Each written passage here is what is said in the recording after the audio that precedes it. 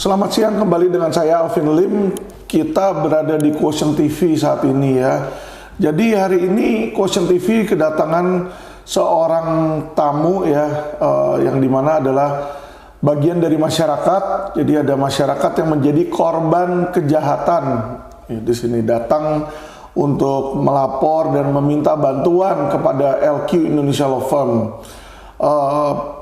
Pada hari ini kita sebut aja namanya Ibu X ya, karena isi dan materi dari video ini cukup sensitif dan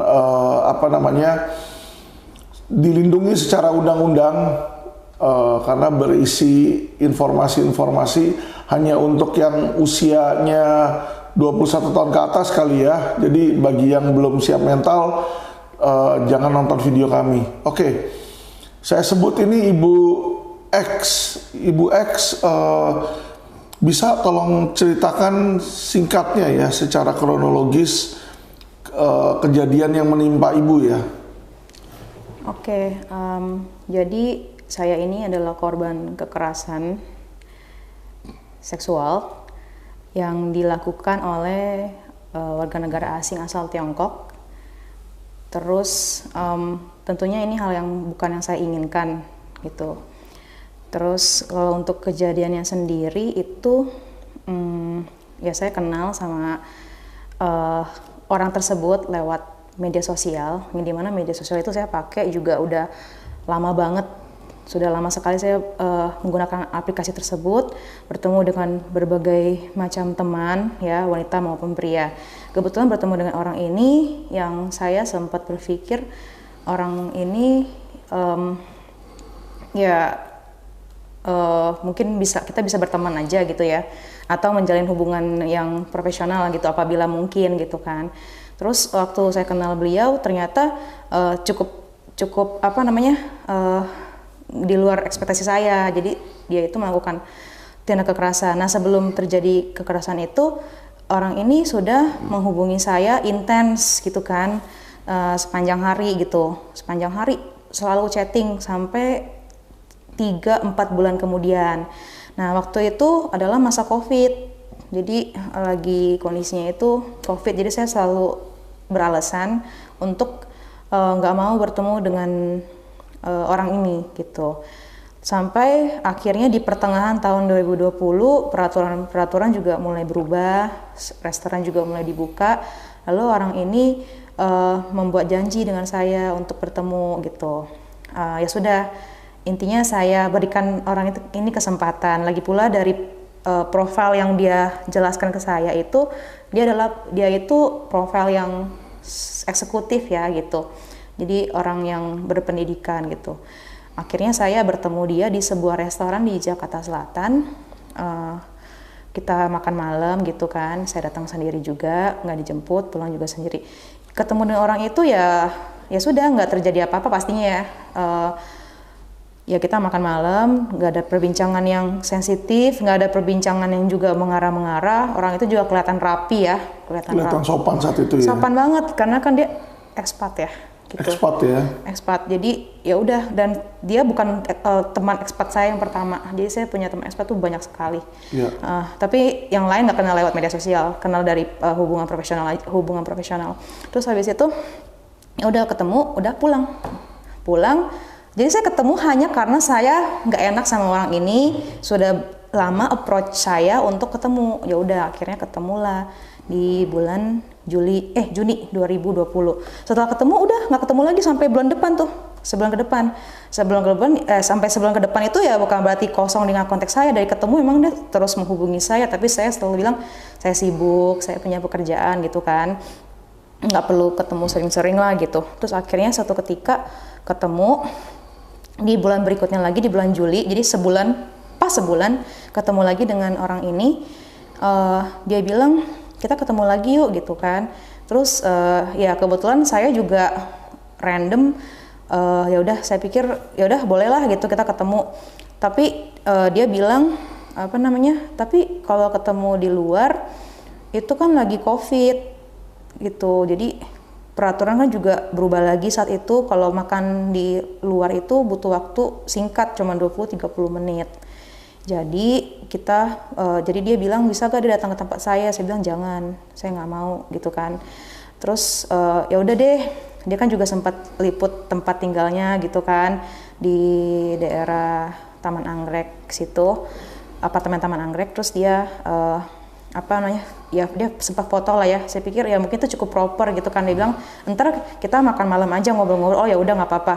Nah saya itu udah biasa. Jadi saya tuh sering bertamu juga ke tempat-tempat teman yang lain dan ya buat saya itu biasa aja gitu kan. Saya datang, terus ya dia masakin saya, tanya sama saya mau makan apa. Ya sudah, saya bilang saya mau makan ayam, dibuatin ayam sama dia makan.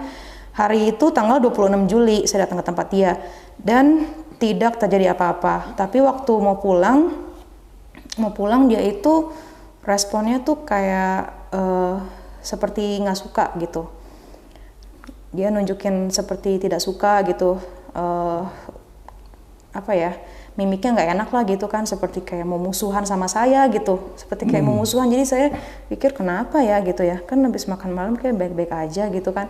Jadi spotnya ya hanya di tempat meja makan itu, ngobrol lah sekitar 1 jam 2 jam gitu, ngobrol-ngobrol biasa lah, nanya saya tinggal sama siapa, ya biasa-biasa aja gitu kan, namanya berteman. Udah pulang, terus ya udah pas pulang itu dia kayak gimana ya, saya pulang terus ya gitu, tutup pintunya juga kayak nggak enak gitu kan, kok begini ya gitu. Saya juga rasanya nggak nyaman gitu kan, nggak enak dan merasa bersalah. Jadi dari sejak malam itu hingga keesokannya itu saya berinisiatif, karena saya nggak pernah berteman sama siapapun, entah itu teman dari saya kecil maupun teman saya baru kenal tuh nggak pernah first impressionnya bagus, terus habis itu kayak seperti itu endingnya. Jadi saya kayak berusaha untuk memperbaiki hubungannya gitu. Saya bilang jangan seperti itulah gitu.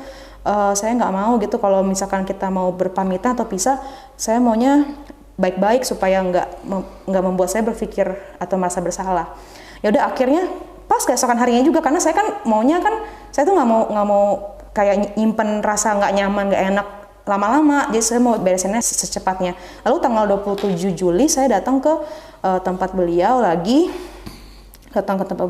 Habis itu ya disitulah mulai muncul kejadian yang saya nggak inginkan dan itu sangat memilukan. Dan saat itu pasti secara psikologis itu saya sangat rusak lah secara psikologis gitu, karena saya mengalami pemaksaan gitu. Jadi tanpa izin saya gitu. Jadi dia lakuin pemaksaan itu. Nah untuk detailnya seperti apa, kayak seperti bagaimana dia melepaskan pakaian saya dan lain sebagainya, itu saya tuangkan di dalam pemeriksaan di kepolisian gitu. Jadi saya tidak bersedia untuk menceritakan secara detail, tapi intinya saya tidak mengizinkan. Bahkan mohon maaf untuk mau mencium saya nggak kasih gitu loh, bayangkan ya, untuk menciumnya saya nggak kasih, saya nggak izinkan gitu. Dia paksa saya sampai ya terjadilah kekerasan itu. Saya juga diancam karena kalau saya berisik entar mau dipanggilkan security. Jadi saya bingung kenapa saya yang dipanggil security ya gitu kan, saya yang lagi di tanda kutip lagi diperlakukan tidak baik. Jadi situasi berdua aja itu dia dalam apartemen? Iya. Atau ada orang lain lagi tinggal di situ? Nggak ada siapa-siapa. Ada CCTV kah? Mungkin di lift ada. Di dalam apartemennya? Di koridor saya lupa, nggak ingat di koridornya ada atau enggak. Oke, jadi teman-teman seperti kita tahu teknologi ini bisa banyak membantu manusia, tapi juga ada oknum-oknum yang sering mensalahgunakan ya di sini ya. Hal yang sama dengan media sosial. Jadi media sosial kita harus berhati-hati dengan siapa kita bertemu. Jangan melihat seseorang sosok hanya dari penampilan luarnya aja di situ. Harus benar-benar kita teliti track recordnya ya. Kalau perlu cari referensi-referensi yang mengenal orang tersebut ya. Jangan sampai kejadian yang terjadi dengan Ibu X ini terjadi kepada teman-teman. Nah, saya mau tanya lebih detail dikit nih Bu tentang kejadiannya. Jadi awal mula berasal dari pertemanan biasa, ya kan? Yang namanya orang mau berteman dengan apalagi ekspat ya, saya rasa banyak, karena kan kita berpikir bisa nambah ilmu, nambah persahabatan di sini ya. Tidak ada red flag di mana kelihatan seolah orang nggak bener kan di situ kan. Nah, tiba-tiba bisa terjadi hal seperti itu tanda-tandanya apa yang dia lakukan ke ibu gitu loh? Pokoknya nggak ada. Kalau mohon maaf, kalau misalkan yang kayak orang berpasangan kan kalau mau berromantis-romantisan pasti kan ada polanya gitu ya. Ada step-stepnya, jadi misalnya ngerayu dulu, ini enggak, mungkin dielus tangan atau apa gitu. Ini nggak ada sama sekali. Nggak ada. Jadi abis dia makan, mohon maaf ya, dia juga makan yang seafood bercampur saus-saus yang berbau-bau bawang, jadi kayak aduh saya pokoknya masih bau lah. Iya, gitu. Tapi intinya tidak ada gesture apa-apa di awal yang kayak bahasa kasar, kalau andai kata pun saya pasangan dia, sedangkan saat itu kan saya bukan pasangan dia. Iya gitu, belum ada, karena baru ketemu 3 kali juga gitu kan. Jadi saya juga bingung, pokoknya dia terjadi saat dia melakukan kekerasan itu ya memang seperti orang yang kayak vampir lihat darah gitu loh, gimana sih? Waktu itu dia dalam keadaan mabuk kah atau tidak mabuk, minum alkohol? Nggak ada bau alkohol dari mulutnya? Dia memang tidak sedang minum alkohol. Justru sebenarnya hari sebelumnya tanggal 26 sempat kita minum wine dan itu malah nggak terjadi apa-apa, itu cuma dikit. Wine kalau dikit nggak bikin mabuk lah. Tapi gitu. hari kejadian itu dia sama sekali nggak minum. Hari hanya nggak minum. Hari kejadian perkara saya mengalami kekerasan itu dia sama sekali nggak minum alkohol. Yang dilakukan dia apa sih? Maksudnya di saat itu, sorry Ibu, saya mau mencoba visualkan kan, kalau orang mau melakukan ya kekerasan seksual, kita sebut aja lah pemerkosaan lah di situ ya. Itu kan biasanya kalau sama-sama ada yang nggak mau, salah satu pihak kan dia melawan kan. Apakah misalnya sorry nih, ibu dipegang, terus berusaha dipeluk, berusaha dicium, karena yang satu birahi toh, yang satu kan nggak menginginkan kan. Nah, itu nggak terjadi pergumulan seperti itu atau gimana? Ada, itu ada. Jadi saya berontak dan penetrasinya itu cuman terjadi itu kurang dari 1 menit, nggak nyampe, kayak mungkin hitungan beberapa detik lah, karena saya nggak mau, tapi memang sempat terjadi lah. Penetrasi itu, makanya saya mengalami luka robek karena saya nggak mau. Paksaan force. Betul. Itulah makanya mengalami luka robek di alat kelamin tersebut di situ karena paksaan tersebut ya. Tapi pas hari hanya itu ibu teriak nggak itu? Teriak jangan gitu kan, maksudnya? Kan ada orang kan. Saya suruh dia stop. Suruh stop ya. Stop dan itu kenceng banget. Justru dia bilang jangan berisik. Saya malah ditabuk doang sih. Terus dia bilang jangan berisik, nanti saya panggil security. Saya mau bagus dong panggil security. Betul. Itu juga polisi juga bilang bagus dong. Bagus dong polisi kan? Kalau dipanggil security. Ya bener juga sih. Cuman saat itu yang ada di otak saya, kok saya yang panggil security? Karena kalau dipanggil security nanti saya dibawa ke pos dan segala macam, kok jadi kayak maling gitu. Ya pokoknya dalam kondisi saat itu dia ngomong gitu, tapi saya itu nggak ada perlawanan, saya cuma bisa bilang adanya saya akan panggil polisi gitu. Terus ketika kejadian itu perasaan ibu tuh gimana? Perasaan saya ya deg-degan ya. Terus kayak ini gimana ya kalau misalkan ibu nangis atau ibu teriak, marah atau sedih atau apa sih gitu loh? Kalau waktu kejadian itu teriak, terus waktu rasa sakitnya itu berasa sakit karena kan dia paksa gitu, itu saya nangis. Abis itu setelah saya berontak, saya langsung ke kamar mandi, langsung lari, langsung ke kamar mandi, kunci pintu, terus saya ambil tisu, itu berdarah. Ya berdarah. Terus abis itu saya keluar lagi. Saya kan waktu itu pulang kerja ya, jadi saya bawa tas laptop. Itu kebetulan ada kaca. Saya ke WC. itu berdarah. Nah setelah saya melihat dari sisi saya yang bukan orang medis, saya lihat itu kayaknya robek ya gitu. Terus habis itu saya langsung keluar dan saya teriak-teriak, guling-gulingan di lantai. Dia juga sama teriak jangan berisik gitu kan. Justru saya pikir mungkin tetangga ada yang nyaut mungkin, tapi ya walaupun nggak tahu juga ada orang apa nggak di sebelah gitu kan. Kayak gitu. Terus juga saya juga udah menjelaskan juga ke polisi kalau saya itu waktu saya usia 20, saya kan mohon maaf saya pernah pacaran sama orang di usia saya 25 tahun gitu, dan itu pertama kalinya saya melakukan hubungan suami istri gitu kan. Tapi nggak ada luka sedikit pun. Ya jadi nggak ada luka, sakit pun nggak ada gitu, luka pun nggak ada sama sekali gitu loh. Gitu. Nah ini mohon maaf kok, saya berarti kan sudah basically nggak virgin gitu kan ya. Tapi kok ini sakit. Iya robeknya sampai luar-luar gitu. Sampai luar-luar robeknya, dan itu dijahit gitu. Ya jadi artinya saya kan bukan orang, maksudnya ya saya akui itu ke polisi gitu. Saya orang yang saya pernah di usia 25 tahun saya pernah melakukan hubungan suami istri dan itu tidak luka dan tidak berdarah sedikit pun gitu loh. Boro-boro robek gitu loh. Itu hanya dilakukan dengan alat kelaminnya atau pakai tangan atau apa bisa sobek itu?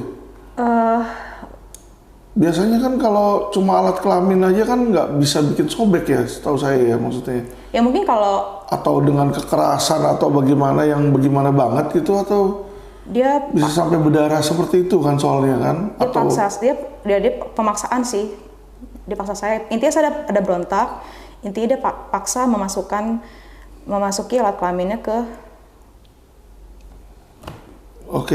Saya ngerti. Nah, dipaksa dan lalu setelah itu kejadian, Ibu sudah tahu nih ada terjadi sesuatu yang tidak diinginkan kan, berarti kan. Langkah apa yang Anda lakukan di situ? Saya minta, saya ada sempat ancam dia juga sih mau lapor ke polisi, walaupun sebenarnya dalam hati saya aduh malu nih kalau lapor ke polisi gitu. Akhirnya saya minta dia, saya mau ke rumah sakit. Malam itu juga saya mau ke rumah sakit. Hari itu juga. Malam itu juga. Karena saya sebagai orang yang nggak ngerti awam ya, saya lihat itu robek udah gitu aja. Dia bilang enggak, dia bilang gitu, itu mah luka biasa. Udah gini deh, jangan panik. Dia bilang tapi ngomongnya nggak sehalus itu. Dia bilang udahlah itu nggak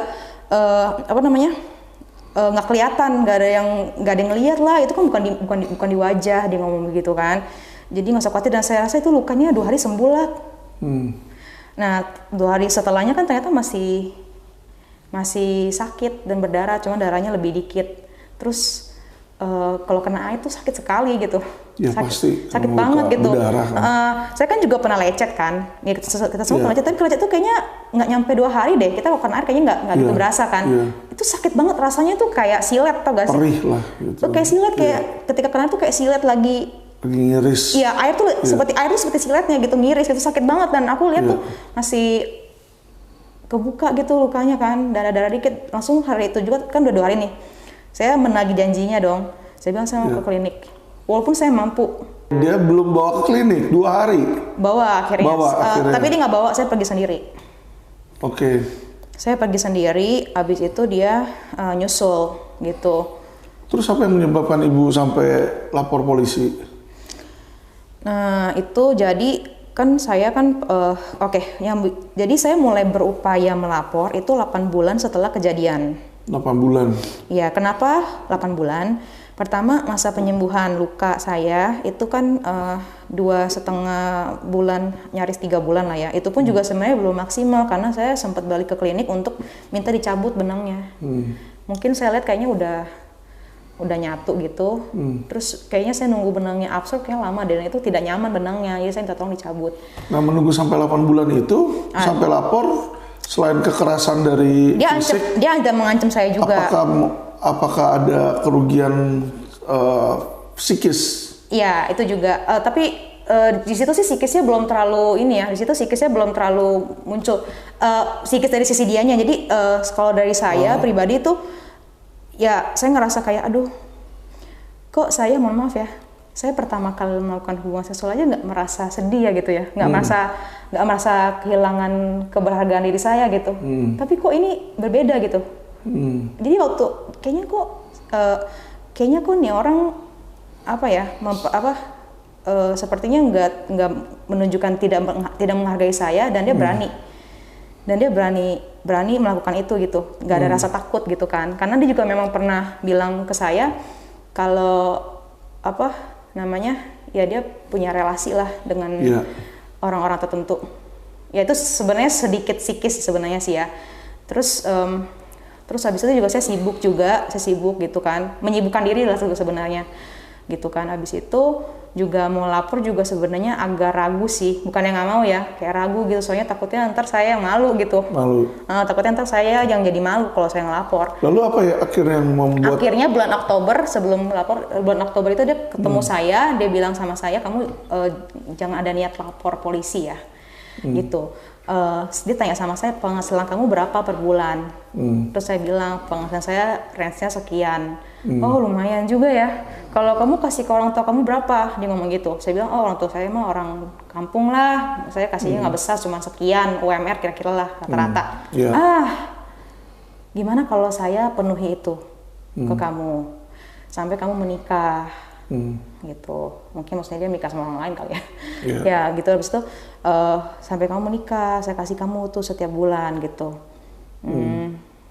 Ya udahlah, hukum sebenarnya buat saya tuh nggak besar gitu ya, cuma saya pikir ya udahlah, saya juga kayak mau lapor juga, kayaknya mentalnya juga gimana ya, mentalnya kurang siap lah gitu. Oke, terus dari ibu sendiri setelah 5 kali dia bayar,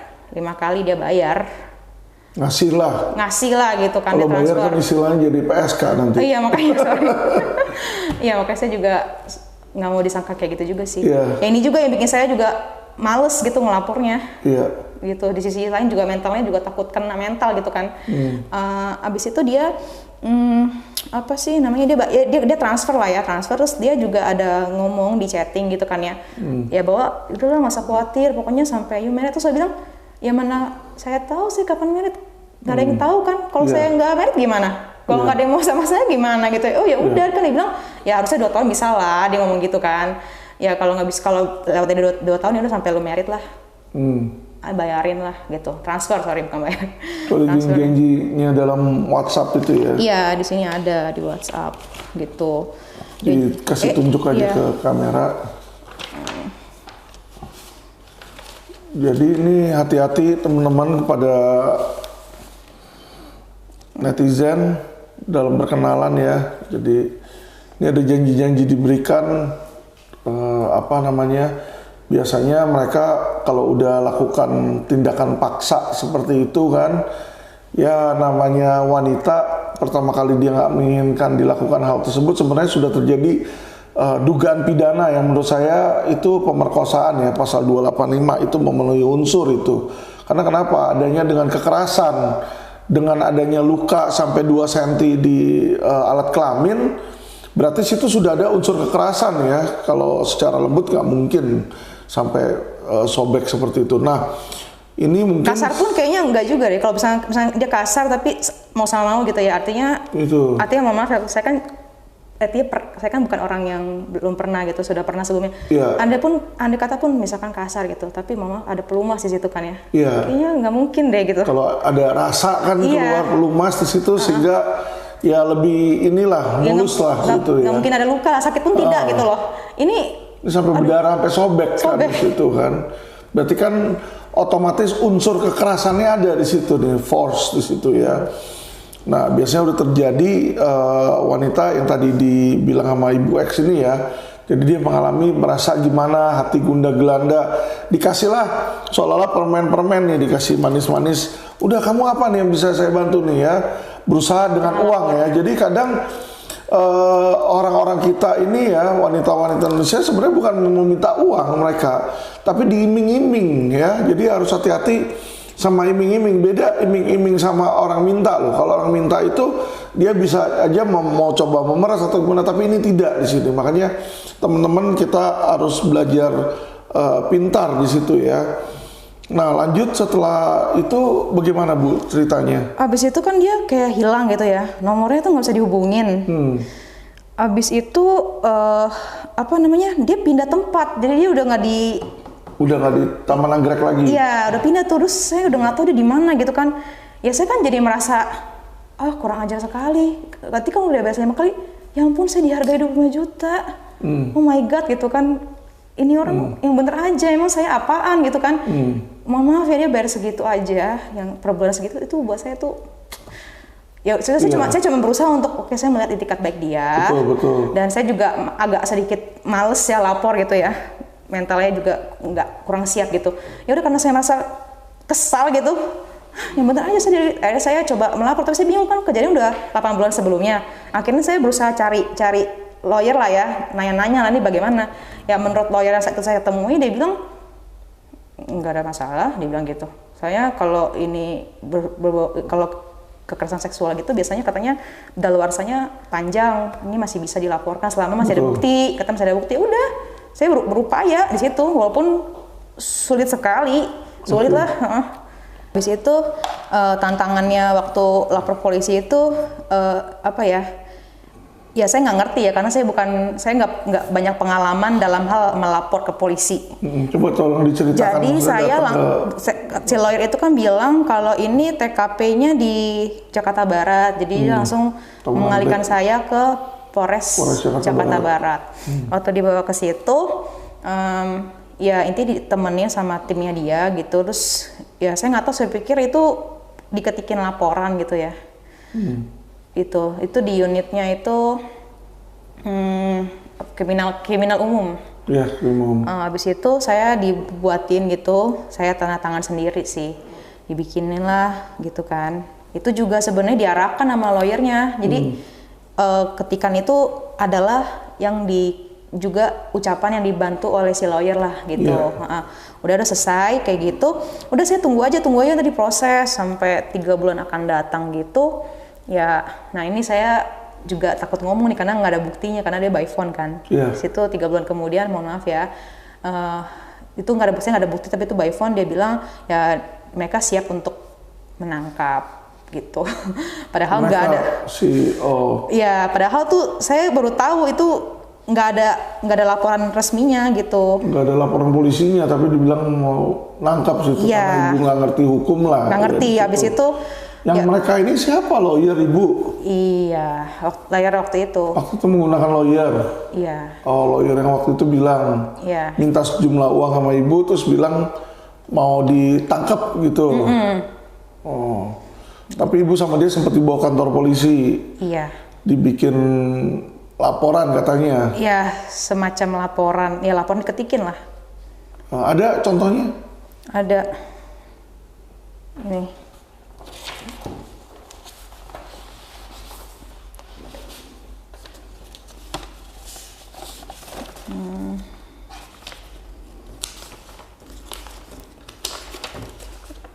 Di mana ya? Oh ya, ini dia. Ya. Oke. Jadi teman-teman, ini kalau kita lihat, ini saya tutup aja ininya. Jadi kalau kita lihat di sini ya, ini ada cuma tulisannya laporan bantuan pendampingan ini. Ini bukan laporan polisi ini. Ya, beda. LP ini yang tadi itu. Ini baru laporan polisi ini yang benar. Ya. Ini baru laporan polisi yang benar. Jadi laporan polisi yang benar tuh atas harus ada logo dari kepolisian ya, bahwa ada cap, stempel, sama tanda tangan petugas berwenang. Jadi ini pelajaran untuk netizen, untuk masyarakat sekalian ya. Banyak oknum-oknum aparat penegak hukum di luar. Jadi saya kasih tahu teman-teman, termasuk lawyer pun itu ada oknum. Ya, jadi berhati-hati kalau mau kasih uang ke lawyer, selalu tanyakan kepada lawyer tersebut ya kan, punya 2 hal nggak? 1, kartu tanda anggota advokat, sama kedua ya berita acara sumpah dari pengadilan tinggi. Minimal itu dulu, minimal.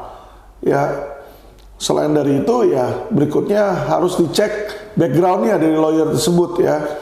Jadi jangan sembarangan ketemu orang ngaku lawyer, minta duit terus dikasih, terus diketikin cuma ketikan-ketikan kayak begini ya, yang bisa dilihat ini mah cuma kronologis doang nih, nggak ada tanda tangan, nggak ada cap dari kepolisian ya, sehingga saya cuma bisa simpati sama Ibu X. Kenapa?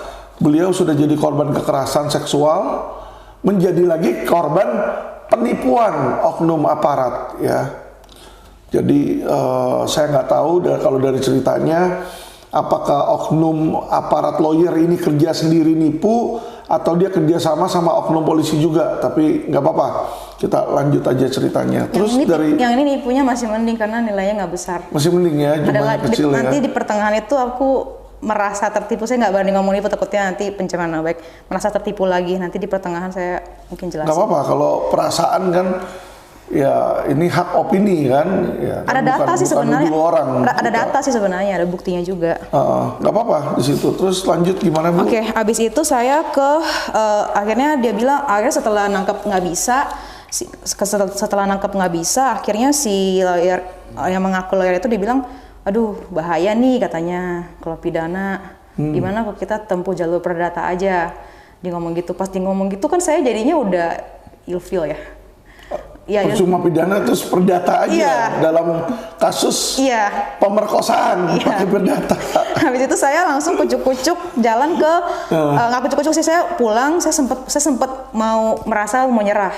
Saya sempat pikir kayaknya nggak usah lapor deh. Sempat mau nyerah, kayak udah telan aja lah, ini udah nasib lah. Saya lihat banyak kasus yang kayak gini tuh nggak jalan gitu. Saya pikir udahlah, lupakan lah. Tapi nggak terima gitu. Kayak saya saking stres sampai sering mual-mual, sering asam lambungnya naik gitu. Padahal saya nggak punya penyakit mah gitu kan. Terus habis itu saya habis itu saya berpikir mau ke pengadilan gitu kan untuk menggugat gitu. Saya pikir mungkin kalau gugat mungkin bisa mandiri atau nanya-nanya dulu lah ya. Saya ke situ langsung diarahkan ke pos bakum. Pos bakum saya bilang saya mau menggugat, masalahnya apa? Saya cerita sama dia. Pada saat saya bercerita, kata pos bakum itu dibilang ini mah bukan perdata, dia ngomong gitu, ini mah pidana. Betul. Gitu. Abis itu terus gimana Pak? Soalnya kamu udah upayanya apa aja? Saya bilang saya udah lakuin ini. Aduh. Oh, orang asing ya pelakunya. Coba kamu ke Polda aja lapor. Ya udah, saya ke Polda bawa bukti. Untuk ke Polda itu juga tekanannya luar biasa ya. Tekanannya luar biasa banget. Soalnya waktu itu saya mau ngelapor tuh kayak malu banget gitu loh. Mungkin kalau sekarang saya ngomong sama lawan jenis udah agak biasa. Oh, itu agak berbeda ya, awal-awal. Karena lukanya di bagian yang memalukan gitu kan. Jadi saya ke situ tuh padahal tuh SPKT itu rame kan, tapi saya didahulukan karena saya menangis kali ya. Ada apa Bu? Silakan duduk. Terus saya bilang, kamu kenapa? Saya nggak bisa cerita. Saya unjukin bukti rekam medis, diketawain sayanya. Diketawain, terus akhirnya disuruh saya ke ruangan konseling. Intinya di ruang konseling itu saya nggak dibuatin laporan. Saya dirujuk ke P2 TP2. Saya dirujuk ke P2 TP2. Ya udah. Di Polda Metro. Iya, dari Polda Metro saya dirujuk ke Perlindungan Perempuan. Oke. Ya udah, saya urusin lah pokoknya, saya ke Perlindungan Perempuan. Katanya di sana ada pemulihan psikologis sama ada bantuan advokasi. Jadi saya ke situ. Udah, saya dapat pemulihan, dapat pemeriksaan sekaligus juga pemeriksaan. Terus dari situ advokatnya mengarahkan saya lagi untuk ke Polres Jakarta Barat lagi. Oke. Lalu di Polres Jakarta Barat juga kesulitan untuk bikin laporan. Saya disuruh tulis tangan. Oke. Ini tulisan tangannya. Gitu. Ini tulisan tangannya. Itu kapan? Ini tanggal 10 September. 10 September. 10 September. Terus habis itu ya udah saya diinterogasi lah ya, Di Polres Jakarta Barat. Ya, tapi ini udah beda, udah bukan di kriminal umum tapi di unit perlindungan perempuan, PPA. Dibawa ke situ, habis itu didampingi oleh pihak P2 TP2, utusannya gitu, perwakilan. Kemudian saya diinterogasi, interogasinya lumayan kencang sih gitu. Saya sempat ngerasa ngedown, juga kayak mau muntah juga karena stres gitu, kayak ya gitu deh, kayak seolah-olah saya yang tersangkanya gitu. Seolah saya yang melakukan kesalahan, cuman teman saya bilang, oh nggak apa-apa, mungkin itu penyidik lagi mau ngecek kebenaran dari kasus ini gitu. Ya udah, tapi waktu itu saya nggak tahu. Di Polres Jakarta Barat. Di PPA ada 3 polwan, saya nggak kenal siapa namanya. Saya diinterogasinya lumayan kenceng lah, lumayan keras gitu. Stres sayanya gitu, kayak saya yang salah gitu kan. Iya. Ya udah, habis itu dia suruh saya buatin apa namanya, dia bilang saya nggak tahu ya, kamu bikin aja tulisan tangan, tulis sendiri. Itu saya tulis, saya kirim ke SPKT, pergi sendiri. Sebenarnya sih dia bilang katanya kalau bisa didampingi boleh didampingi, cuma katanya orang P2 udah nggak apa-apa, cuma kasih ini doang. Ya benar juga, cuma kasih sebentar pulang. Jadi saya pikir ya udah, saya datang ke situ kasih ini, bikin surat di situ. Seminggu kemudian dipanggil sama. Dan nggak ada laporan polisi juga di Polres Jakarta Barat? Nggak. Ini pun staff, ini pun cap staff nih. Padahal di SPKT kasihnya tapi. Di SPKT? Diserahkannya belum laporan polisi berarti itu? Diserahkan di SPKT. Baru aduan doang? Aduan.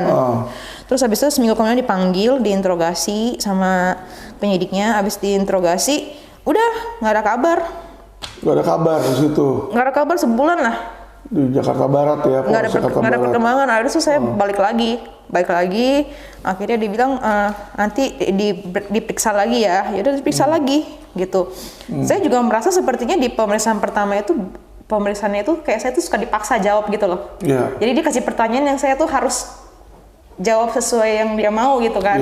Ada yang kedua kali ya saya jawab sesuai apa yang saya alami ya. Terus saya jelasin, diperiksa. Setelah itu dipanggil saksi-saksi kayak dokter yang memeriksa saya, dokter yang menjahit luka saya, kemudian saksi teman yang mendengar cerita saya gitu. Walaupun teman saya ternyata nggak bisa jadi saksi yang tepat dan cocok, karena sebenarnya dia juga nggak tahu cerita yang sebenarnya, karena nggak banyak yang tahu cerita saya nggak berani menceritakan kasus saya ke banyak orang. Kira terlapornya ini dipanggil, disurati dan nyampe di Taman Anggrek, walaupun dia sudah tidak lagi tinggal di sana gitu. Disurati sampai nyampe suratnya gitu. Terus dia chatting saya, gue dapat surat polisi nih gitu, dapat police letter katanya gitu. Udah dipanggil 3 kali nggak hadir gitu kan. Terus memang dia sempat mau nyamperin saya, ya saya memang saya juga nggak tahu boleh ketemu atau nggak. Saya ketemu aja, saya pikir dia mau ngomong apa. Ketemu sekali, intinya dia suruh saya cabut laporan. Tolong cabut laporannya, dia ngomong gitu. Terus sampai ada ngomong mau nikahin segala lah ya kan. Ya padahal ya saya tahu itu ya itu cuman upaya dia lah untuk menghindar lah ya. BS doang itu. Iya, untuk supaya dicabut aja. Ya tapi menurut saya emang saya mau juga gitu kan, enggak. Dan itu kan bukan solusi lah ya kan. Terus panggilan kedua, terus dia juga baik banget, dia manis banget tuh waktu itu tuh pas udah dipanggil. Dia kayak suka kirimin coklat gitu kan. Terus beliin ini beliin itu. Ya saya terima sih, cuman intinya disuruh saya cabut laporannya gitu. Ya itu cabut laporan, ketemunya di luar sih gitu. Nah tapi yang panggilan kedua itu dia sempat datang ke tempat saya kan, dia bilang saya mau ngomong penting, dia ngomong gitu. Udah panggilan kedua nih, saya lupa panggilan kedua lah. Setelah itu dia nyamperin saya mau ngomong penting. Jadi dia suruh saya pikirin perjanjian. Dia bilang pasti kamu merasa tidak terima karena saya janjiin kamu yang bayar setiap bulan itu, tapi hanya bayarnya nggak sampai kamu menikah. Akhirnya dia suruh saya buat kayak surat gitu, tulis tangan bahwa dia akan bertanggung jawab. Tulisannya mana ya? Ya intinya dia ingin bertanggung jawab lah, intinya gitu. Lalu nggak lama kemudian dia datangin saya lagi. Dan saya dicekik. Dicekik sampai, mohon maaf ya, sampai kencing saya keluar. Kenceng banget, sampai lidah saya keluar. Kencingnya keluar, jadi benar-benar itu kayaknya mungkin berapa detik mati kali saya. Intinya suruh saya cabut laporan lah. Mana tadi buktinya? Cabut laporan ya. Udah gitu, panggilan ketiga dia juga nggak hadir. Udah. Terus akhirnya saya diancam.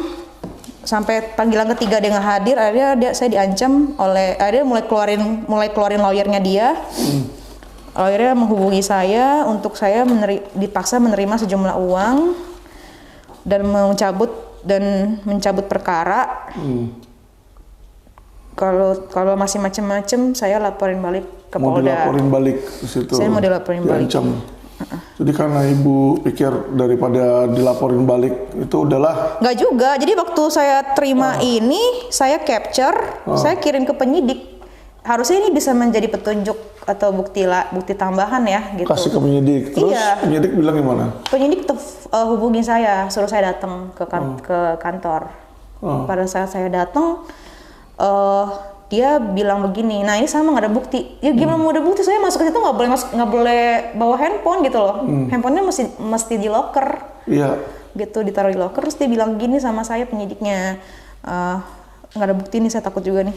Nanti saya dilaporin lagi. Enggak apa-apa kalau cerita-cerita yang memang ini kan kita nggak sebut nama penyidiknya siapa. Oh iya benar, penyidiknya itu Nggak masalah. dia bilang gini kan, katanya kasusnya kamu nih kurang bukti.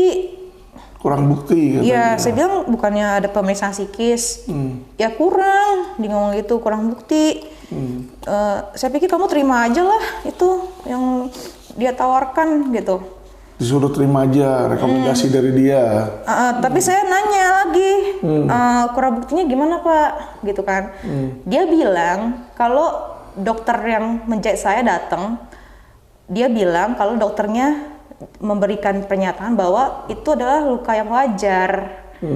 Tapi kalau saya ngomong sama teman saya lain, ya wajar lah, luka orang diperkosa, ya luka lah. Jadi kan wajarnya itu konotasinya apa dulu, kita bingung ya gitu. Ya wajar, tapi terkesan seperti wajar tuh kayak itu tuh kayak not a big deal gitu, kayak biasa aja gitu.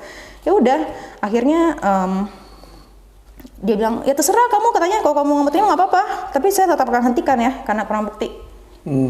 Udah itu gitu, ya mau gimana? Hentikan karena kurang bukti. Nah, ada surat penghentiannya ya. Nah, gitu. penghentiannya yang keluar bukan kurang bukti. Iya. Yang keluar itu belum memenuhi unsur pidana. Bukan, dia bukan bilang itu, coba dibaca.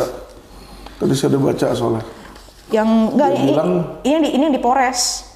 Iya, ditulisnya itu di situ adalah belum ditemukan Unsur pidana. peristiwa pidana. Iya, kayak gitulah intinya.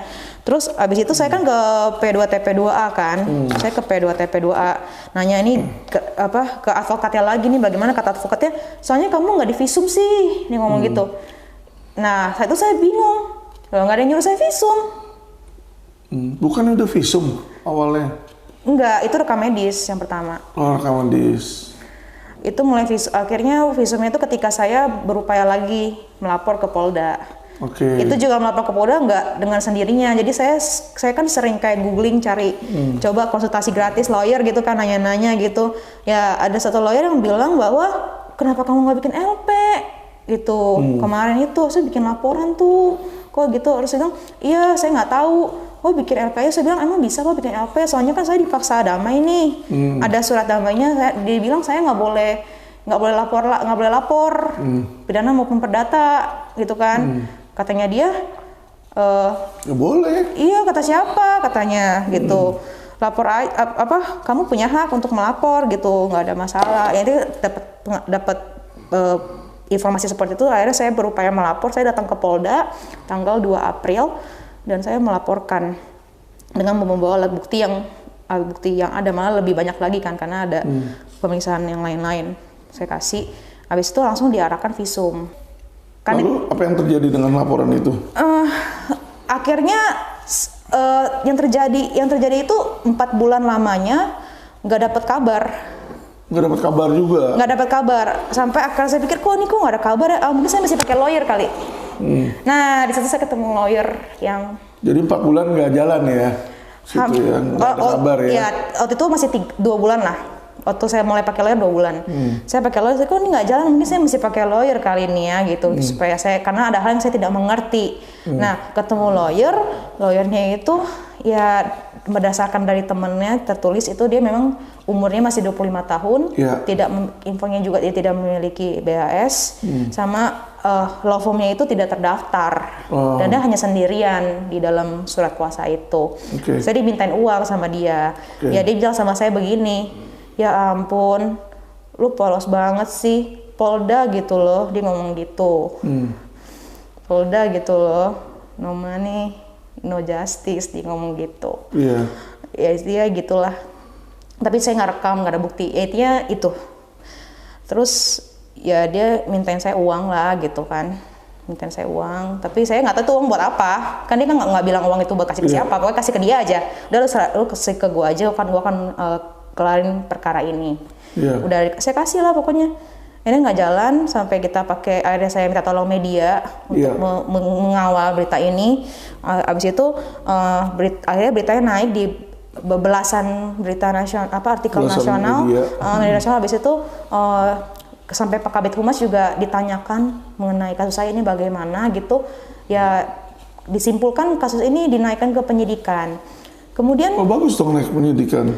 Ada ya beritanya, tapi kok saya baru tahu juga itu jadi sprindiknya atau SPDP-nya nggak ada. Wah. Nggak dikasih. Terus penyidiknya itu kan ada 3 nih di sini. Ada penyidik di luar dari 3 itu, tiba-tiba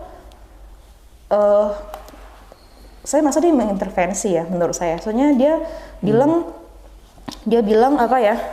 Dia bilang kamu kenapa sih? Kenapa kok bisa ngelapor gitu? Terus dia bilang kok bisa visum gitu. Saya juga bingung gitu. Kalau kata lawyer yang itu dia bilang mungkin disangka kamu bayar. Enggak, saya nggak bayar sama sekali. Gitu kan. Sampai saya nggak jalan-jalan. Justru setelah enggak kalau setelah pakai lawyer baru. Justru setelah pakai lawyer nggak jalan ya, makanya habis itu nggak jalan-jalan gitu kan, bingung kan. Terus udah naik ke media segala macem, nggak keluar-keluar juga. Ternyata itu tuh penyidiknya itu tuh Krius sama nama asli orang ini, gitu ya kan. Dia pengen tahu gitu kan. Nah, saya kan udah kasih data yang di Jakarta kan udah lengkap semua, gitu. Ini nggak jalan deh Pak. Sampai saya stres. Ya udah akhirnya 4 bulan kemudian ya itu keluarlah dihentikan juga. Terus katanya alasannya yang terakhir apa? Nah, dihentikan itu kan tanggal 29 Juli kalau nggak salah. Terus tanggal 2 Agustus kalau nggak salah itu lawyer yang saya ganti lawyer lagi yang ada itunya lah ya, ada sertifikatnya. Dia dibilang dia dipanggil sama penyidik untuk datang. Tapi saya bilang saya mau ikut, nggak boleh. Saya nggak boleh ikut, saya nggak tahu dia mau ngomong apa tuh. Ya udah akhirnya dia chatting saya, dia bilang kendalanya ada di TKP dan pemeriksaan psikis. TKP dia pemeriksaan psikis. Saya bingung, TKP-nya nggak jelas di mana, kan udah pernah berperkara di Jakarta Barat. Taman Anggrek, namanya dia lah TKP. Kan sempat dipanggil karena itu. Yang kedua pemeriksaan psikis, saya bingung. Saya pemeriksaan psikis udah 3 kali. Yang pertama di P2 TP2A, yang kedua pemeriksaan mandiri sendiri, yang ketiga di RS Polri kan. Dia bilang saya nggak mau periksa psikis. Ya saya pikir dirujuk aja, gitu. Yang anehnya mereka nggak mau ngambil hasil psikologis pemeriksaan dari RS Polri, gitu. Aneh ya. Iya, aneh. Situ jadi kejanggalan-kejanggalan di sini. Iya. Menyebabkan dihentikan, dan dihentikannya kenapa terakhir sama juga? Intinya dia sudah bertemu lah dengan pengacaranya ini. Saya punya rekamannya. Jadi pengacara itu datang ke Polda. Nggak lama kemudian berhenti. Tapi dapat surat nggak dihentikannya?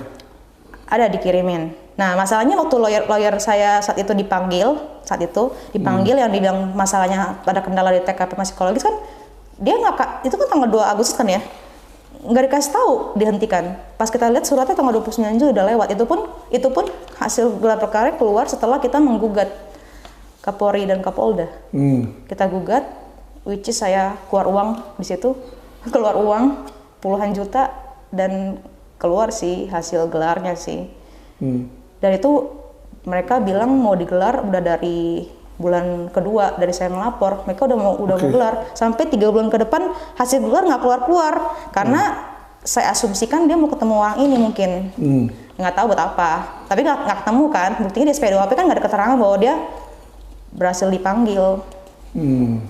Secara resmi nggak dipanggil lah, nggak tahu ketemunya sama siapa lah mereka, mungkin lawyernya ya. Mungkin lawyernya ya. Di situ. Nah, balik lagi alasan penghentiannya yang terakhir apa itu? Tidak cukup bukti atau Di TKP bukan kan pidana? Dia bilangnya bukan pidana. Dia bilang bukan pidana. Gitu. Dia bilang bukan pidana. Bukan mendata. Terus kalau pemerkosaan apa? Ya. Aku juga bingung aja ya. Maksudnya ini by the way teman-teman, Udah, itu aja sih. laporan polisinya ini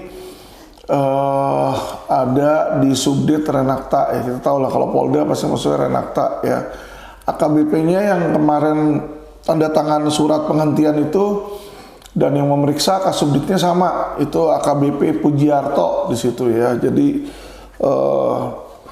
untuk pengetahuan aja secara hukumnya, ini saya mau bacakan isi pasal 285 nih. Jadi biar teman-teman tahu. Perkosaan diatur dalam pasal 285 KUHP sebagai berikut. Barang siapa, jadi unsur pertama barang siapa. Dua, dengan kekerasan atau ancaman kekerasan. Jadi harus ada unsur kedua, kekerasan atau ancaman, ngancem kekerasan. Memaksa seorang wanita bersetubuh dengan dia di luar perkawinan. Diancam dengan pidana perkosaan paling lama 12 tahun.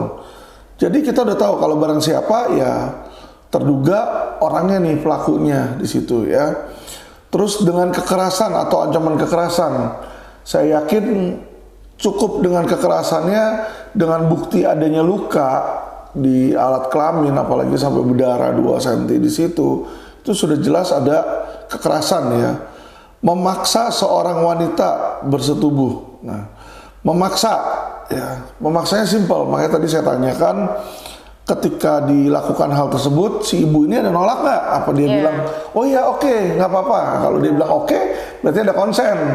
Kalau dia nolak, teriak dia bilang jangan atau tidak atau nggak mau, itulah di situ ya memaksa. Di situ ada pemaksaan ya.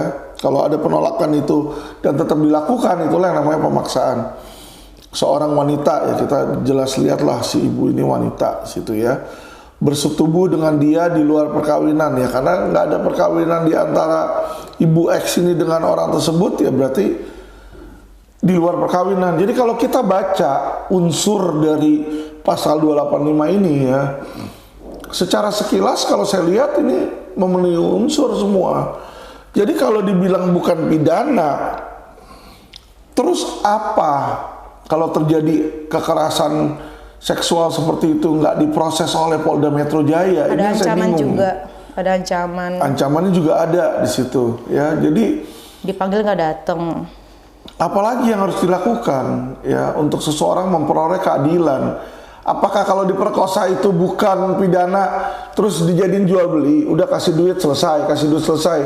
Berarti anak bangsa wanita manusia ini, putri Indonesia ini jadi bahan seksual dong, jadi bahan jual beli dong gitu ya. Diperkosa aja udah, habis itu kasih duit, bukan pidana kok.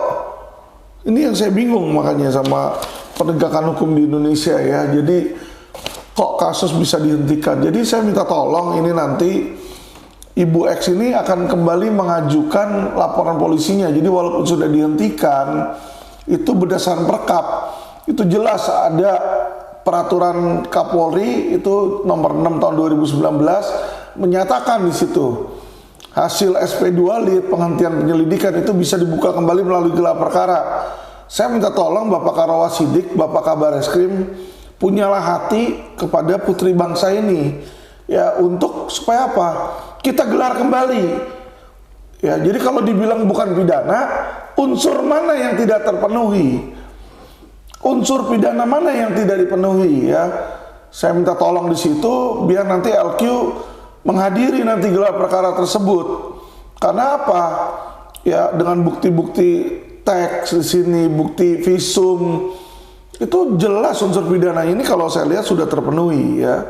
Jadi jangan sampai hal-hal ini terjadi. Jadi informasi yang saya dengar, penyidik kesulitan ya memanggil atau menghadirkan si pelaku ini. Iya, padahal udah tahu dia kerjanya di mana.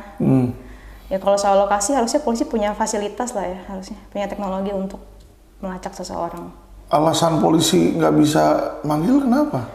Katanya, jadi katanya tuh di LP-nya itu saya hanya mencantumkan namanya dalam bahasa Inggris. Jadi oke, saya ngerti. Oke, jadi teman-teman ya para netizen tadi udah dengar sendiri, sama polisi dihentikan, dibilang tidak memenuhi unsur atau bukan pidana di situ ya. Bagaimana bisa dinyatakan bukan pidana kalau si pelapornya sama sekali belum pernah diperiksa nih? Ini kan aneh. Si terlapor ini pelaku harus diperiksa dong, harus dimintai keterangannya, dia melakukan hal tersebut nggak?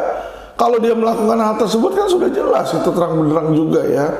Dan tadi dibilang oleh pihak kepolisian kesulitan ya mencari jati dirinya karena hanya tahu namanya di situ. Iya, tapi anehnya lawyernya bisa datang.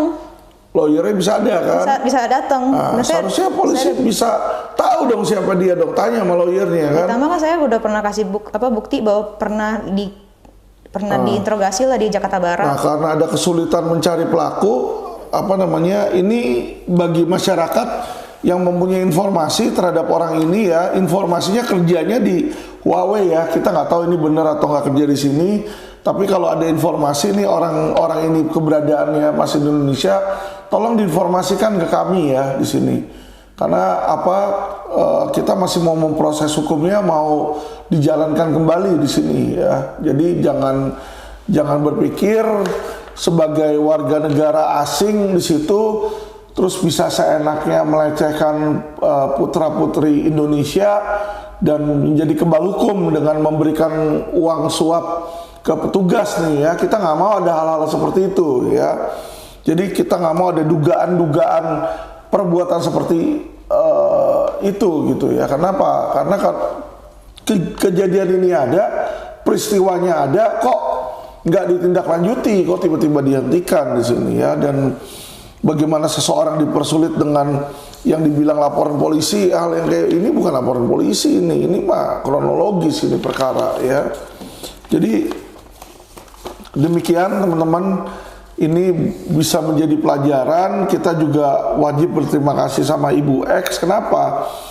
Karena dari pengalaman yang dialami Ibu X inilah masyarakat dan netizen ini bisa belajar, bisa mengambil hikmahnya di sini ya. Yang baik silahkan diambil, yang menurut masyarakat tidak baik ya jangan ditiru di situ ya. Tapi ya kalau orang nggak ngerti di sini ya dia kadang nyari lawyer ya, kadang juga belum tahu itu lawyer beneran, tiba-tiba ketemunya oknum kan ya. Ya mau bagaimana di sini ya, makanya teman-teman jangan sembarangan ya, karena oknum itu di mana-mana. Ada oknum polisi, ada oknum jaksa, baru yang kemarin di OTT KPK ini juga oknum hakim agung ya. Ini ada oknum lawyer juga, oknum pengusaha nih, ya kan pura-pura kenalan tiba-tiba orang diperkosa. Ini harus hati-hati ya, kita harus waspada. Oke, baik, makasih. Semoga cerita dari Ibu X ini bisa didengar juga kepada pihak kepolisian. Tolong bantu masyarakat. Terima kasih, salam cerdas hukum.